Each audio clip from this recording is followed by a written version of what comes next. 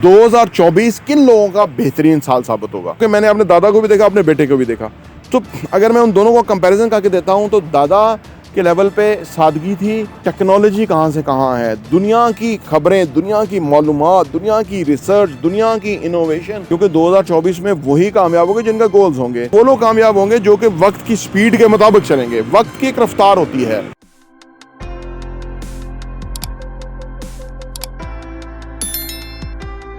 अस्सलाम वालेकुम रहमतुल्लाहि व बरकातहू। मेरा नाम अहमद अकील है। आप देख रहे हैं प्रॉपर्टी टीवी। 2024 किन लोगों का बेहतरीन साल साबित होगा?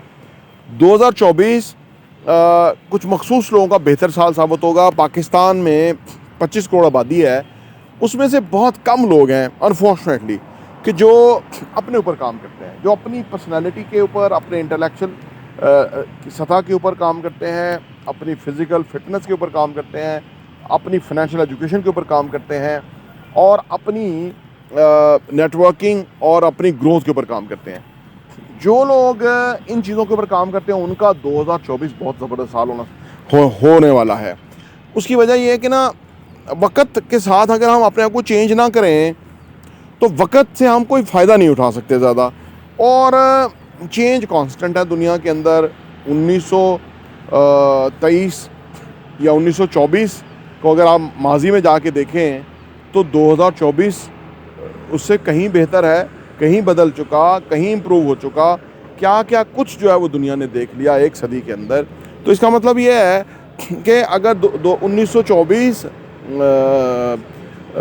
को अगर आप ज़हन में रखें, जबकि मेरे दादा जो हैं उस वक़्त मेरी उम्र के होंगे, आप सोचिए।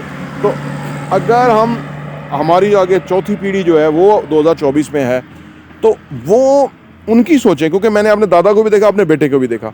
तो अगर मैं उन दोनों को कंपैरिजन करके देता हूं तो दादा के लेवल पे सादगी थी, एक भोलपन था, एक ज़िंदगी के अंदर आप समझ लीजिए कि वो तो मुझे उन कुरान पढ़ते हुए याद हैं, जब वो सुबह पढ़ा करते थे कुरान पाक। या वो बहुत कम गो थे, ज़्यादा लोगों से बात नहीं करते थे, लेकिन ये है कि वो एक अच्छे भले मानस से इंसान थे। लेकिन वो जो ज़माना मैं याद करता हूँ, वो जो ख़त जो है ना वो लिख के देते थे, तो वो हमारे चचा अल्लाह रहमत करे वो यहाँ होते थे, उनको ख़त जाता था, फिर उनका ख़त आता था, तो वो सियालकोट से इस्लामाबाद। तो वो ना एक दुनिया ही और थी, एक बड़ा ही क्लासिक दौर था वो दौर। मैं याद करता हूँ हर चीज़ को। तो कुछ ये 1924 में नहीं, मैं कह रहा उस वक्त तो वो यंग थे, लेकिन आप समझ लीजिए कि 1980-85 में वो बहुत बूढ़े हो गए थे। तो वो मुझे वो याद है। बहरहाल पुराने वक्त को याद कर रहा हूँ। अच्छा, अब अपने बेटे को देखता हूँ तो ये लोग गैजेट्स को इस्तेमाल बहुत अच्छा करते हैं। ये लोग आर्टिफिशियल इंटेलिजेंस का इस्तेमाल करते हैं। चैट जीपीटी का दौर आ गया है, ठीक है ना। टेक्नोलॉजी कहाँ से कहाँ है, दुनिया की खबरें, दुनिया की मालूमात, दुनिया की रिसर्च, दुनिया की इनोवेशन। दुनिया के अंदर कंपनियां क्या कमा रही हैं, क्या बना रही हैं, क्या प्रोडक्ट आ रही हैं, क्या प्रोडक्ट बिक रही हैं, क्या बेचने के नए तरीके हैं जी, क्या डिमांड है, क्या इंफॉर्मेशन नहीं है जो इनके पास है। तो वो दौर और आज का दौर ज़मीन व आसमान ही फ़र्क है, ठीक है ना जी। ये 2-3 नस्लों के अंदर ये हुआ है। तो अब इसका मतलब है कि ये जो नई पौध है, ये जिस तरह से इंफॉर्मेशन रखते हैं, जिस तरह से इनका कॉन्फिडेंस है, जिस तरह से ये दो टोक इनकी सोचने के अंदाज़ है, जिस तरह से ये जो ना वो ज़िंदगी में आगे बढ़ रहे हैं, तो यह बड़ा ही एक खुशगवार है। और कहाँ से कहाँ हम आ गए हैं। लेकिन 2024 में जो अपने आप को बदलेंगे नहीं, क्योंकि बदलने का 2024 में तो टाइम नहीं है, टाइम तो पीछे था। कॉन्स्टेंटली ये बंदा चेंज करता है अपने आप को। यानी वो किताबें पढ़ता है, वो सोचता है, अपने ज़हन के, अपने काम के ऊपर अर्करेज़ी करता है कि मेरा काम कैसे इम्प्रूव हो सकता है। क्योंकि जो आमदनी है, रिस्पेक्ट है, कॉन्फिडेंस है और कंट्रोल है, वो तभी बेहतर होगा जब अपने काम के ऊपर आप गौर व खोज करेंगे। तो जो लोग ये करते हैं वो 2024 बहुत अच्छा होगा उनके लिए, क्योंकि ये असल में सारी चीज़ें उनको हेल्प कर रही होती हैं।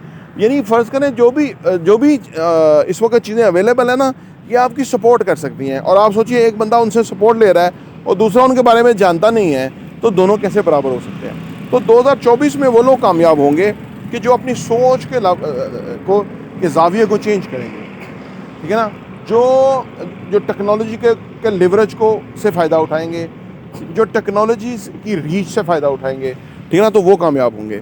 तो आप अगर अपने अभी गोल्स मुकर्रर नहीं किए तो वो कर लें, क्योंकि 2024 में वही कामयाब होंगे जिनका गोल्स होंगे। क्योंकि जिस तरह आपने देख लिया ना माजी में कि अजीबोगरीब तरह की जो है ना वो मसरूफियत है, यानी इतना सारा सोशल मीडिया के ऊपर है कि आप अपनी जान नहीं छुड़ा सकते वहाँ से, कि क्या क्या कुछ आपको सुनने को ज़बरदस्ती मिल रहा है।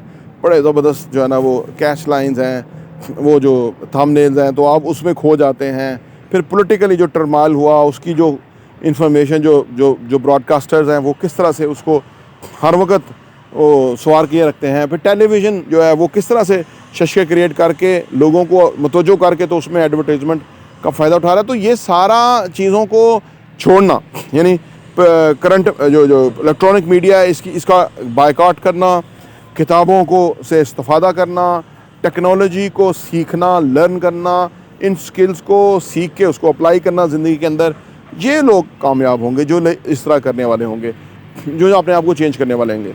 और वो लोग कामयाब होंगे जो कि वक्त की स्पीड के मुताबिक चलेंगे। वक्त की एक रफ्तार होती है, मैंने ऐसा किया ना कि दादा के टाइम के ऊपर जो वक्त की रफ्तार थी वो बहुत आस्ता थी। आज वक्त जो है वो बहुत तेज़ चल रहा है और उसके साथ ही हमें चलना होगा। ये हमारी मजबूरी है। अगर हम उसके लिए कैपेबल ना हुए तो फिर हम पीछे रह जाएंगे, क्योंकि ज़िंदगी जो है वो एक कम्पिटिटिव वर्ल्ड है। इसके अंदर इस दौड़ के अंदर हमें अनफॉर्चुनेटली आना पड़ता है। हालांकि हमें दम रख के चलना चाहिए, हमारा सांस नहीं फूलना चाहिए, लेकिन जितनी रिक्वायरमेंट है, जितने चैलेंजेस हैं, जितनी हमारी जो ज़िम्मेदारियां बढ़ गई हैं, उस हिसाब से हमें 2024 को एक खूबसूरत साल बनाना चाहिए और उसके ऊपर दनिस्ता कोशिश करनी चाहिए। और हम आप इंशाल्लाह 2024 में आपके सामने जो कंटेंट लेके आएंगे, जो इन्फॉर्मेशन, जो वीडियोस लेकर आएंगे, वो इंशाल्लाह आपको बहुत हेल्प करेंगे। तो इसलिए आप हमारे चैनल को सब्सक्राइब कर लें, घंटी का बटन प्रेस कर लें और वीडियोस को दूसरों लोगों के साथ शेयर भी करें। प्रॉप टीवी देखने का बहुत बहुत शुक्रिया।